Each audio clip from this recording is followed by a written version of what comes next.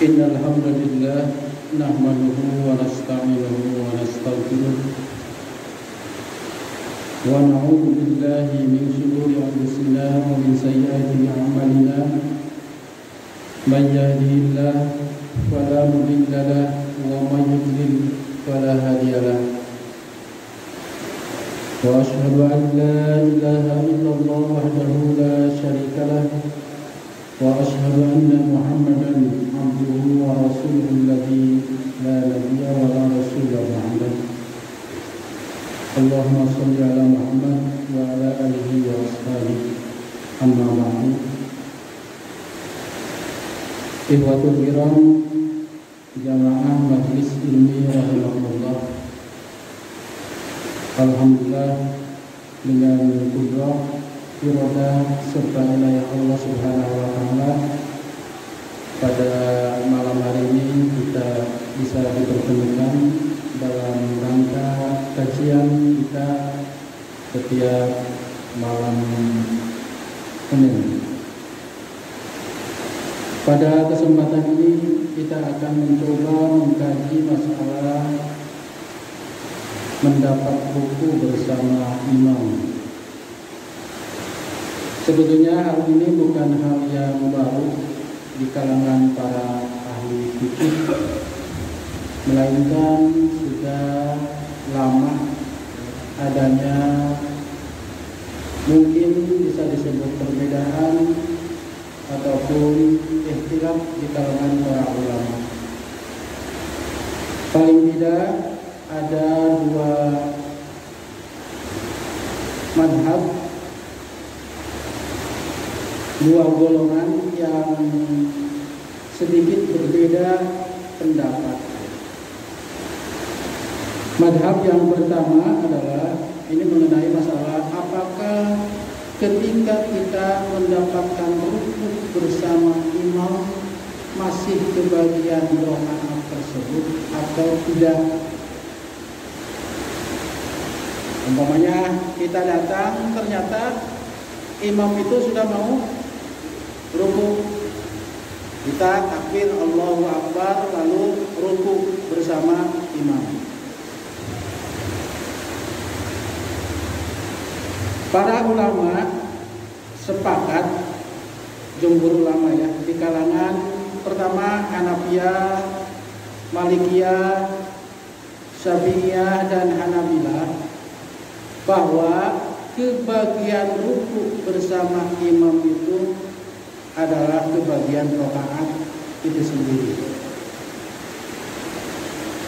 Baik madhab Hanafi, madhab Maliki, madhab Syafi'i dan madhab Hambali, jika kita kebagian rukuk bersama imam, maka kita kebagian rakaat tersebut. Ini menurut para madhab. Hanya mereka berselisih pendapat apakah hanya rukuk sedikit kebagian. Yang tiga madhab, pokoknya kebagian rukuk bersama imam mau tumaninah ataupun tidak kebagian.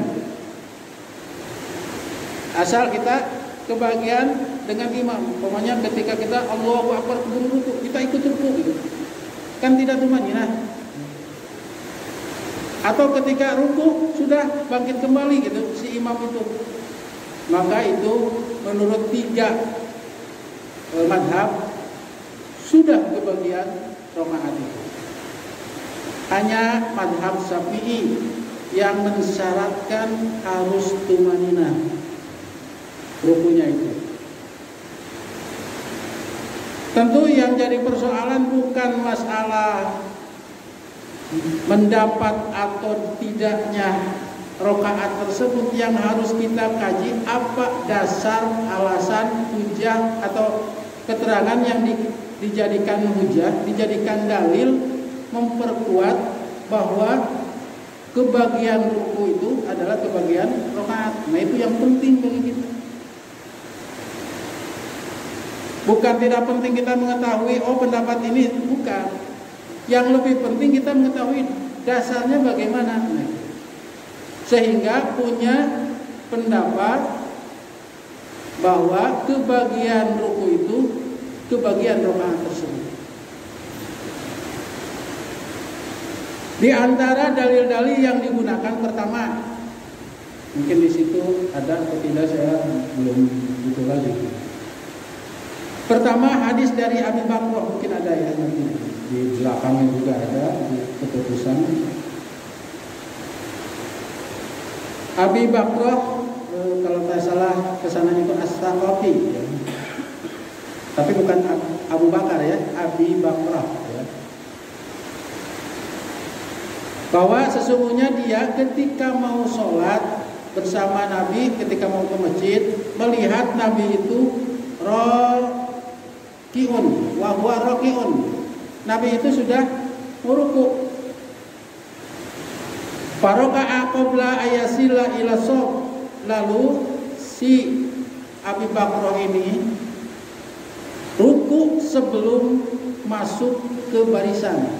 Jadi mungkin dari arah pintu sudah ruku, tentu saja Allahu Akbar dulu langsung masuk ke shaf, ke barisan yang ada di belakang tentu ya, yang masih kosong. Nah ini barangkali menjadi pertanyaan juga bagi kita, kenapa Abi Bakrah langsung ruku dari pintu itu? Sebagian mengatakan bahwa inilah salah satu isyarat bahwa Abi Bakrah sudah paham bahwa kebagian ruku itu akan kebagian rakaat, sehingga dia tidak mau ketinggalan ruku. Cepet-cepet dia ruku sambil jalan gitu ya ke shaf itu. Ini isyarat kata sebagian fuqaha. Bahwa ketika Abi Bakrah ruku di pintu ya, pintu masuk masjid, sebelum masuk ke shaf kan seharusnya berdiri dulu di shaf, langsung takbir. Ini takbir dari arah pintu langsung masuk ke shaf sambil ruku. Ini isyarat kata sebagian bahwa dia sudah paham kebagian ruku akan kebagian rakaat. Terbukti ketika diterangkan kepada Rasulullah SAW, Nabi mengatakan ini yang mungkin nanti dalam arti akan lainnya. Mereka mengatakan, karena ini yang berpendapat bahwa kebagian ruku, zadaqallahu hirsan wala ta'ud. Semoga Allah menambah semangat sholat berjamaahmu, tak usah kamu ulang sholat itu. Itu ada yang mengartikan begitu. Fala ta'ud, tidak usah mengulang. Maksudnya sudah kebagian. Ini menurut arti bahwa madhab ini menggunakan dalil hadis dari Abi Bakrah. Wala ta'ud itu tidak atau jangan mengulangi sholat itu. Jadi tidak menambah rakaat karena dia sudah kebagian ruku. Oleh Rasulullah, zadaqallahu hirsan, semoga Allah menambah semangat sholat. Yang tadi tidak usah diulangi sholatnya, tidak usah ditambah. Ini hadisnya, hadis riwayat Imam Bukhari, hadis riwayat Abu Dawud, hadis riwayat An-Nasa'i, hadis riwayat Ahmad. Yang kedua, hadis yang diterima dari Abi Hurairah. Qala Rasulullah sallallahu alaihi wasallam, "Idza ji'tum ila shalat wa nahnu sujud fasjudu wa la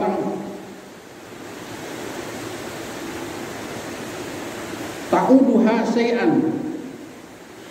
Wa man adraka rak'ata faqad adraka shalah." Abu Dawud, Baihaqi, sekalipun oleh Albani didhaifkan di dalam Irwa-nya. Dari Abi Hurairah, apabila kamu datang untuk sholat dan kami, kata Rasulullah, aku sedang sujud, fasjudu, kalian juga ikut sujud. Jadi ketika mendapatkan imam, nunggu dulu sampai berdiri, ya kan begitu biasanya. Kok kebagian nih udah sujud, udah aja nanti nunggu berdiri lagi, kan gitu biasanya. Nunggu imam supaya kita kebagian rakaat, paling tidak kan begitu. Kata Rasulullah, fasjudu, kamu juga harus ikut sujud, jangan nunggu. Maksudnya harus ikut dengan imam. Wala ta'uduha, tapi jangan kau hitung rakaat itu. Jadi kalau sudah sujud berarti dia tidak kebagian rakaat, itu kata Rasulullah. Waman adraka rakaah, nah di ujungnya, siapa yang kebagian ruku, faqad adraka shalah, maka sesungguhnya dia sudah kebagian rakaat itu, sholat itu maksudnya. Jadi kalau kebagian sujud tidak dihitung, sekalipun Rasulullah memerintahkan tidak dihitung satu rakaat. Tapi kalau kebagian ruku maka dihitung sholat itu, rakaat itu maksudnya. Nah ini yang dijadikan dalil, sekalipun Syekh Al-Albani mendhaifkan dalam Al-Irwa-nya. Kemudian dalam hadis riwayat Bukhari, ya, man adraka minas sholah rokatan faqad adraka sholah. Nah diartikan juga, barang siapa yang mendapatkan dari sholat itu satu rakaat, faqad adraka sholah, maka dia sudah mendapatkan sholat itu. Sekalipun nanti akan ada perbedaan dalam sisi makna. Ada yang mengartikan barang siapa yang kebagian dalam sholat itu satu rakaat, maka dia sudah kebagian sholat secara keseluruhan dalam berjamaahnya. Sekalipun kita kebagian satu rakaat dengan imam, keburu salam, kemudian kita kekurangan dua, sebetulnya kita sudah kebagian sholat berjamaah itu secara keseluruhan, sekalipun hanya satu rakaat bersama imam. Jadi bahkan diartikan rakaat ini ruku, sekalipun punya satu ruku dengan imam, maka kita kebagian berjamaah itu, sekalipun kita harus menambah rakaat. Nah di samping itu, bagaimana dengan amalan sahabat, asar sahabat? Karena ini juga sering dijadikan ukuran bagi para ahli fikih. Bagaimana amalan sahabat? Sekalipun mungkin saja di kalangan para sahabat ada semacam perbedaan dalam amalan, atau menganggap bahwa hadis itu adalah hadis dhaif. Tapi ini dijadikan sebagai dasar untuk hujjah. Di antaranya yang dilaksanakan oleh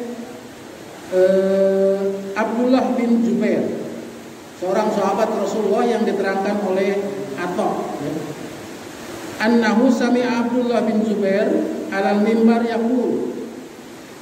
yaqul linnas idza dakhala ahadukumul masjida wan nasu ruku' falyarka hina yadkhul. Abdullah bin Jubair, seorang sahabat Rasulullah, diterangkan oleh Atha. Ini tabi'in. Abdullah bin Jubair sahabat, ketika di mimbar, Abdullah bin Jubair mengatakan kepada manusia, khutbah maksudnya, apabila kalian masuk ke masjid dan manusia sedang ruku, maksudnya sedang sholat berjamaah, falyarka hina yadula, maka ikut ruku ketika kamu masuk juga. Ini isyarat bahwa ketika mendapatkan ruku itu isyarat kebagian dari ucapan Abdullah bin Jubair. Ini salah satu asar sahabat. Yang kedua, asar sahabat dari Zaid bin Wahab. Ini juga tabi'in yang menerangkan kebersamaan dengan salah seorang sahabat yakni Abdullah. Kata Zaid bin Wahab, "Kharajtu ma'a Abdillah min darihi ila masjid." Suatu saat aku pergi dari kampungnya, kampung Abdullah, ke masjid. Falama tawassalna, ketika sudah sampai, tawassatnal masjidah, rukul imam. Ketika sudah sampai ke masjid, ternyata sudah di tengah-tengah. Maksudnya mau ruku imam gitu. Jadi berjamaah itu ketika itu mau ruku imam itu. Fakabbara Abdullah, seorang sahabat itu, maka Abdullah takbir. Summa roka'a wa roka'tu ma'hu, lalu ruku dan aku pun ruku ikut bersama Abdullah. Itulah hebatnya dulu itu, karena ini seorang sahabat diikuti. Summa masina, lalu kami berjalan sambil ruku. Ya seperti Abi Bakr itu. Kami juga berjalan dengan Abdullah sambil ruku. Maksudnya masuk shop. Hatta intahaina ila shop, sampai berujung di jajaran. Berakhir di jajaran, masuk jajaran shop.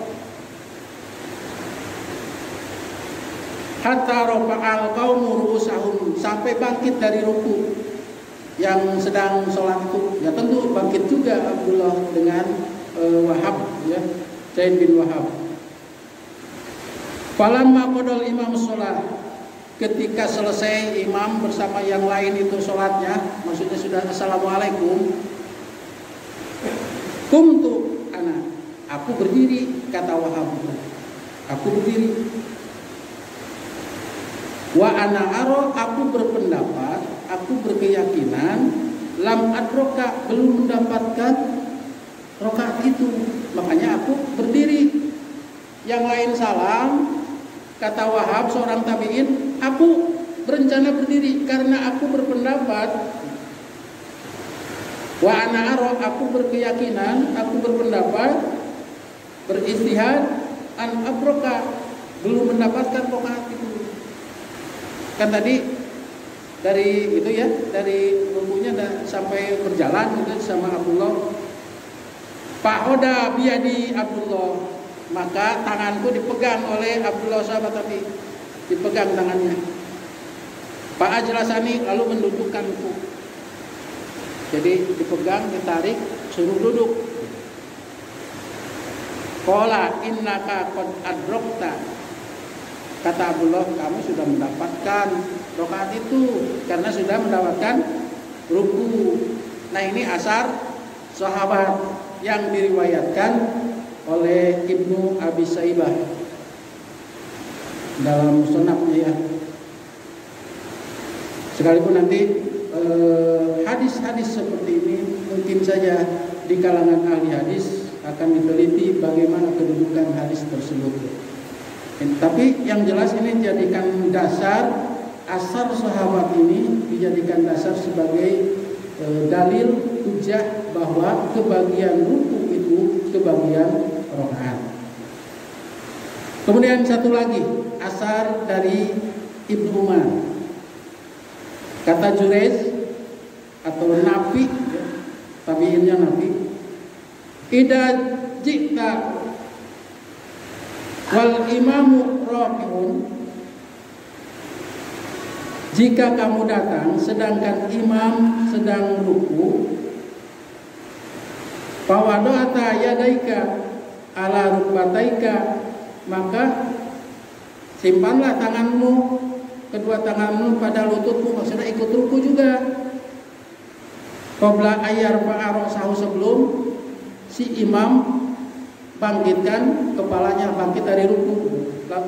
Apabila lagi ruku, langsung saja ruku bersama imam. Jangan sampai si imam keburu bangkit. Faqad adrakta, maka jika demikian kamu mendapatkan rokaat tersebut, maksudnya begitu.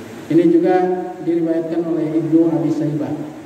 Ini amalan sahabat atau asar sahabat ya. Itu madhab yang pertama yang mengatakan bahwa jika kebagian ruku maka dia kebagian rakaat itu. Madhab pertama yang oleh 4 madhab ya, semuanya yang terkenal itu Hanafiyah, Malikiyah, Syafi'iyah, dan Hanabilah. Kemudian yang madhab kedua yang mengatakan bahwa sekalipun kebagian ruku maka dia tidak kebagian rakaat tersebut. Kenapa demikian? Karena yang disebut rakaat itu terdiri dari qiyam, ruku, sujud, terlebih masalah Al-Fatihah. Sekalipun nanti di kalangan yang berpendapat mendapatkan ruku bahwa Al-Fatihah tersebut sudah diwakili oleh imam. Man kana lahu imam fa qiraatul imam lahu qiraatun. Apabila kita punya imam dalam sholat, maka cukup bacaan imam itu sebagai bacaan makmum. Sekalipun di kalangan para madhab juga berbeda pendapat mengenai Al-Fatihah. Apakah dibaca?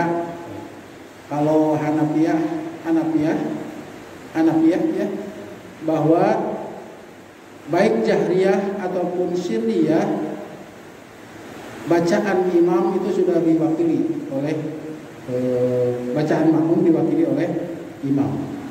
Baik itu sholat duhur, sholat asar, apalagi sholat maghrib dan isya serta subuh. Karena sholat isya dan subuh, apalagi sholat subuh, dua-duanya kan dijaharkan. Tidak dijaharkan pun kebagian bacaannya. Kalau Syafi'iyah kan lain, diwakili kecuali Fatihah. Jadi ketika Fatihah mesti dibaca. Makanya sering mendengar ketika membaca surat makmum ada yang membaca Fatihah. Itu nanti masalah Fatihah ya. Nah, madhab yang kedua ini, anna raka'ata la tudriku birruku. Sesungguhnya satu rakaat itu tidak cukup dengan hanya mendapatkan ruku. Tidak cukup. Wala budda man adrokal qiraatul Fatihah, apalagi ya tidak membaca Fatihah gitu.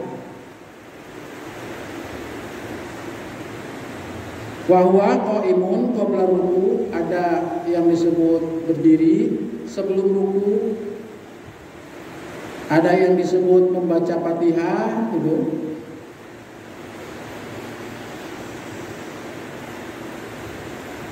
Nah, yang berpendapat ini diantaranya bukan sekarang ya. Kita dulu nanti bagaimana keputusan pokoknya salah satu ormas. Yang berpendapat seperti ini adalah Imam Ibnu Hazm. Imam Ibnu Hazm Ad-Dohiri, pengarang kitab kalau tidak salah Al-Muhalla. Ibnu Hazm berpendapat bahwa apabila kita kebagian ruku saja tidak disebut rakaat, karena dalam rakaat itu ada qiraatul Fatihah, ada qiyam dan lainnya, bacaan yang lainnya. Jadi harus disebut rakaat itu dari mulai takbir. Kalau takbir intikal dari mulai takbir, itu takbirnya takbir rakaat berikutnya ya. Kalau takbir dari sujud kedua rakaat pertama, kemudian kita takbir, nah itu takbir rakaat kedua. Dari mulai takbir sampai sujud yang kedua, itu yang disebut satu rakaat. Makanya kenapa ketika sujud takbir intikal dihitung dalam sholat apa ya? Id ya, yang 7 kali dan 5 kali itu dihitung. Ada yang mengatakan dihitung karena takbir intikal itu adalah takbir pertama di rakaat keduanya. sebagaimana takbiratul ihram itu takbir pertama bagi rakaat pertama. Sekalipun ada yang tidak menghitung takbiratul ihram dan takbir intikal dalam sholat id, makanya ada yang 8 takbir, 8 kali takbir. Dengan takbiratul ihram itu kan takbiratul ihram, itu kan takbir intikal, beda lagi. Kenapa Ibnu Hazm punya pendapat demikian?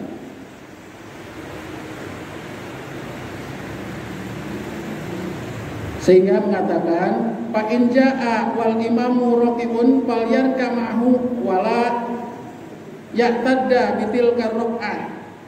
Jika kamu datang sedangkan imam sedang ruku, maka kamu ruku juga bersamanya. Tapi, nah kalau tadi kan sujud yang jadi ukuran, tapi jangan kau hitung rakaat itu sekalipun kebagian ruku. Di annahu lam yadrik al-qiyam, karena dia tidak mendapatkan bersama imam itu berdirinya, walal qiraah, juga bacaannya. Wa idza sallamal imam, nah, apabila imam salam, maka kata fal yutim, maka sempurnakan. Berarti tambah. Kalau tambah berarti tidak mendapatkan rakaat menurut Ibnu Hazm. Dalilnya hampir sama, dalilnya mungkin dengan keputusan Dewan Nisbah salah satunya ya. Nanti dibacalah di situ. Hadis yang dari Abdullah bin Somit, la sholata liman lam yaqra bi Fatihatil kitab. Tidak sah sholatnya orang yang karena tidak membaca Fatihah dalam sholat itu. Jadi salah satu sah tidaknya menurut pendapat ini adalah membaca surat Al-Fatihah. Jadi kalau tidak membaca surat Al-Fatihah, sekalipun kebagian ruku bersama imam, maka dia tidak kebagian rakaat. Kemudian dalil yang kedua, idza sami'tumul iqamah famsu ila shalah wa alaikum bis-sakinah wa la tusri'u fama adraktum fasallu wa ma fatakum fatimu. Al-Bukhari. Jika kalian mendengar iqamah, maka cepat-cepatlah untuk sholat, untuk sholat. Waalaikum bisakinah, tapi ya jangan tergesa-gesa, santai, tenang. Wala tusri'u, jangan lari, jangan cepat-cepat. Kenapa? Fama adraktum fasallu, yang didapatkan oleh kalian itu sholat dengan imam. Wa ma fatakum fatimu, kalau ketinggalan ya tambahin. Jadi adanya wa ma fatakum fatimu di sini berarti punya keyakinan bahwa dia kurang dari rakaat itu. Kemudian kalau ditambahkan dalam makalah itu di bawah dari keputusan itu, bahwa hadis-hadis yang kebetulan saya tidak punya makalah yang sebenarnya, itu kan sebuah keputusan saja ya. Hadis-hadis yang berkalian dengan man adraka rakaah atau ruku, itu hadisnya dikatakan sebagai hadis yang dhaif kalau tidak salah ya di dalam keputusan itu. Yang kedua adalah asar sahabat. Kalau tadi kan dalil ya, dalil pada hadis ya. Sekalipun asar sahabat juga hadis, cuma perbuatan sahabat. Dari Abi Hurairah, beliau mengatakan, bukan Rasulullah yang mengatakan, Abi Hurairah berkata, man adrokal qaumu ruku'an, siapa yang mendapatkan kaum ruku, maksudnya ketika berjamaah, siapa saja yang mendapatkan ruku bersama imam, fala ya'tadda, jangan kau hitung rakaat, maksudnya jangan kau hitung rakaat itu.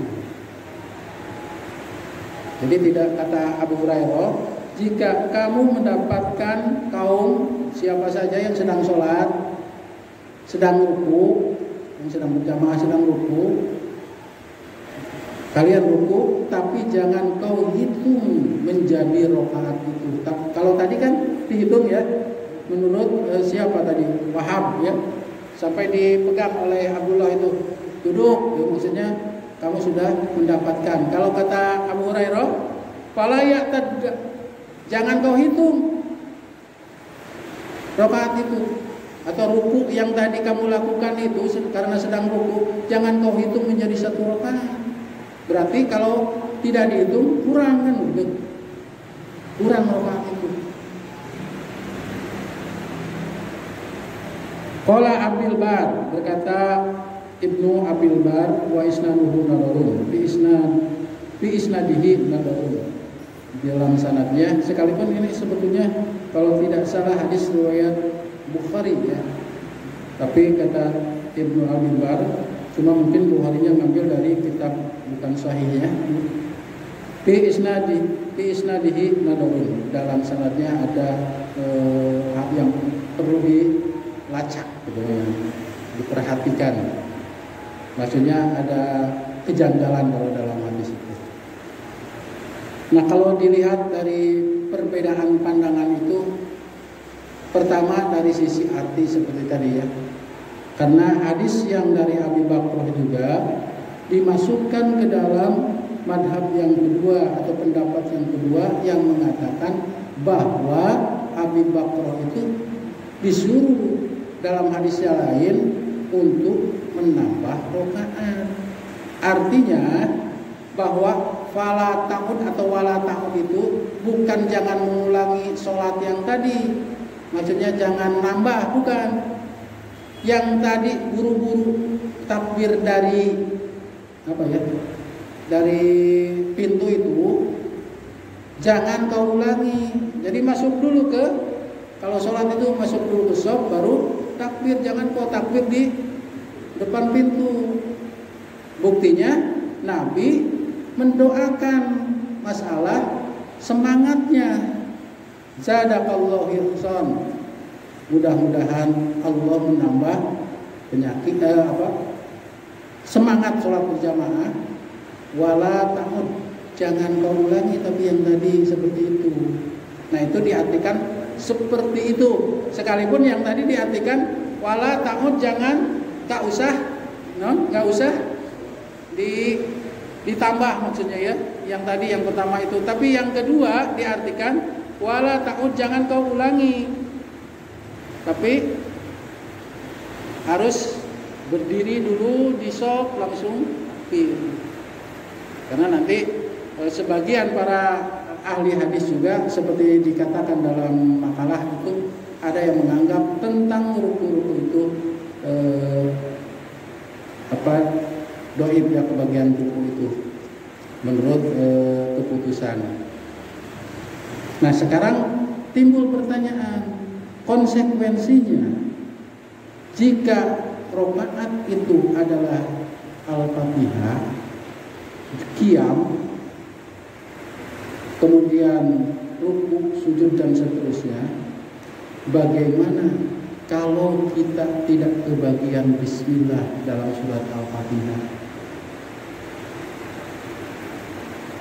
Apakah bismillah itu karena disirkan oleh imam, atau kita sendiri yang tidak membaca bismillah, atau kita masbuklah, katakanlah dia sudah bismillahirrahmanirrahim, kita baru takbir. Apakah itu disebut kekurangan Quran?